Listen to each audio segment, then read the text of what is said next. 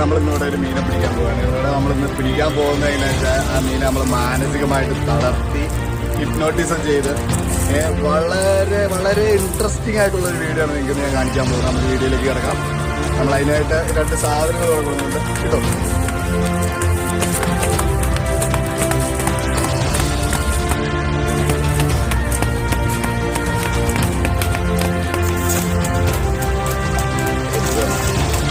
നേരത്തെ പറഞ്ഞ പോലെ അതിന് മാനസികമായിട്ട് നമ്മൾ തളർത്തി ഇത് ആ മീൻ ഉറങ്ങിയിരിക്കുക. അതാണ് നമ്മുടെ ഹിപ്നോട്ടിസം എന്ന് പറയുന്നത്. ആ മീൻ ഉറങ്ങി, പക്ഷെ ഇതിന് കരക്കിട്ട് ഇട്ടാ ജീവനുണ്ട് കേട്ടോ. ഇതുണ്ടോ,